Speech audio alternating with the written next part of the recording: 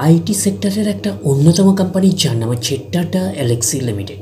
Tata এলএক্সির হচ্ছে আমরা ফান্ডামেন্টালসটাকে নিয়ে অ্যানালিসিস করব, দেখবো যে কোম্পানিটা ফান্ডামেন্টালি কতটা সাউন্ড রয়েছে। তো কোম্পানিটা এখন ট্রেড করছে 5,428 টাকায় এখন ট্রেড করছে। আমরা যদি চলে যাই কোম্পানিটার মার্কেট ক্যাপিটালাইজ, কোম্পানিটার মার্কেট ক্যাপিটালাইজ রয়েছে অ্যাপ্রক্স বলতে পারেন 33,800 কোটি টাকার রেঞ্জের মার্কেট ক্যাপিটালাইজ।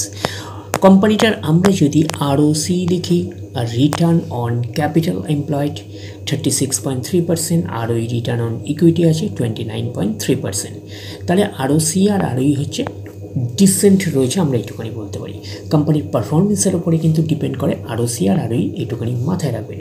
আগামী দিনে যদি কোম্পানি আরও ভালো পারফরমেন্স করে, আরও গ্রোথ দেখাতে শুরু করে, তাহলে আরওসি আর আরওই হচ্ছে আরও ইমপ্রুভ করবে।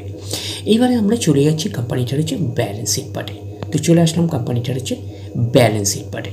তো ব্যালেন্স শিট পার্টের হচ্ছে আমরা ফার্স্ট হচ্ছে চলে যাব কোম্পানিটার হচ্ছে রিজার্ভ অ্যান্ড সারপ্লাসে। দেখবো যে রিজার্ভ অ্যান্ড সারপ্লাসের অবস্থান কীরকম রয়েছে। তো চলে আসলাম রিজার্ভ অ্যান্ড সারপ্লাসে। ছিল কত?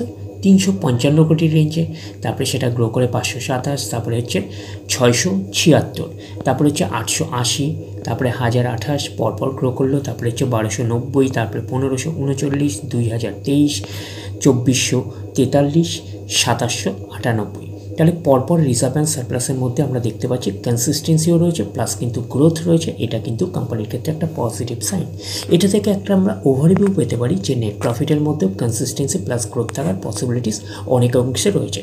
তার কারণটা কি, নেট প্রফিটের কিছু অংশ রিজার্ভ অ্যান্ড সারপ্লাসে ট্রান্সফার হয়। তো ওভারঅল ভিউটা আমাদের কাছে ক্লিয়ার হয়ে যাবে কোম্পানিটার প্রফিট অ্যান্ড লসে গেলে। তো এখন রিজার্ভ অ্যান্ড সারপ্লাস রয়েছে 2798 কোটির রেঞ্জে আমরা বলতে পারি। এইবারে আমরা চলে যাচ্ছি কোম্পানিটার হচ্ছে বোরিং পার্টে। তো বোরিং পার্টে দেখব কীরকম অবস্থান রয়েছে।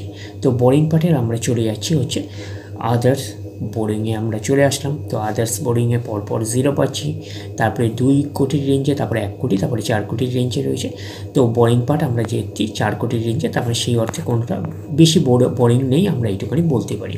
তারপরে বোরিং যত কম থাকবে তার মানে কোম্পানির হচ্ছে এইটুখানি বলতে পারি এক্সট্রা বার্ডেন কমছে ইন্টারেস্ট পে করার ব্যাপারে।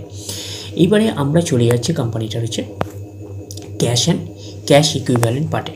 তো আমরা যদি চলে যাই কোম্পানিটার হচ্ছে ক্যাশ ইকুইভ্যালেন্ট পার্টের অবস্থান কীরকম। তো আমরা চলে যাচ্ছি কোম্পানিটার হচ্ছে ক্যাশ ইকুইভ্যালেন্ট পার্টে। তো চলে আসলাম ক্যাশ ইকুইভ্যালেন্ট পার্টে।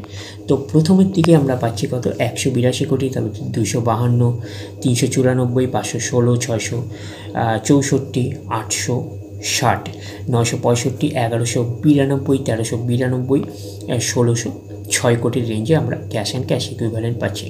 তো ওভারঅল আমরা দেখে বুঝতে পারছি কি যে এই ব্যালেন্স শিটটাকে আমরা 5 স্টার টাইপের ব্যালেন্স শিট হিসাবে কনসিডার করতেই পারি। তো ক্যাশটা আমরা দেখতে পাচ্ছি যে মোটামুটি ঠিকঠাকই রয়েছে, 1606 কোটির রেঞ্জে ক্যাশ রয়েছে, আমরা এইটুখানি বলতেই পারি। এবং কোম্পানিটার আমরা যদি বোরিং পার্ট যাই, তো বোরিং পার্ট হচ্ছে কি, বোরিং পার্ট হচ্ছে না থাকার মতন 4 কোটির রেঞ্জে আমরা বোরিং পাচ্ছি, এটুখানি আমরা বলতে পারি।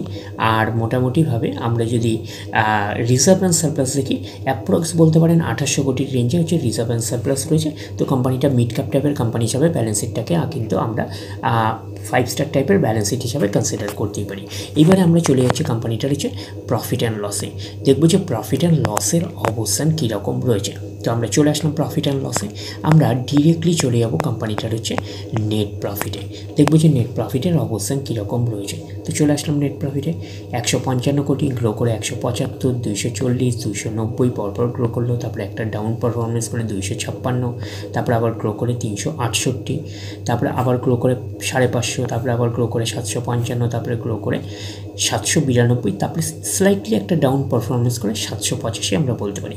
তো নেট প্রফিটের মধ্যে আমরা যদি ওভারঅল দেখি, তো 792 পরে 785 পরে তো 745, তো একটা স্লাইটলি ডাউন পারফরমেন্স করেছে। তো নেট প্রফিটের মধ্যে আমরা কী পাচ্ছি, গ্রোথ পাচ্ছি এবং কনসিস্টেন্সি শুধু একটা থেকে দুটো জায়গায় একটা স্লাইটলি একটা ব্রেক করেছে আমরা বলতে পারি। নাহলে কিন্তু ওভারঅল নেট প্রফিটের মধ্যে কনসিস্টেন্সিও পেয়েছি, প্লাস কিন্তু গ্রোথও পেয়েছি।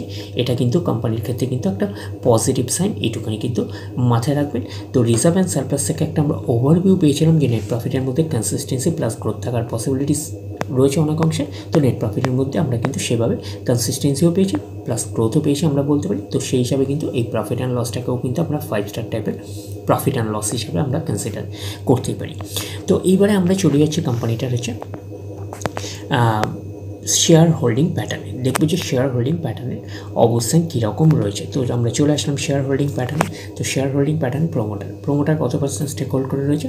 43.91%। তো প্রোমোটার মিনস হচ্ছে কোম্পানির ওনার আমরা বলতে পারি। তো আর হচ্ছে এফআইএস আছে, ফরেন ইনস্টিটিউশনাল ইনভেস্টার রয়েছে 12.74%। আর ডিআইএস আছে, ডোমেস্টিক ইনস্টিটিউশনাল রয়েছে 9.79%।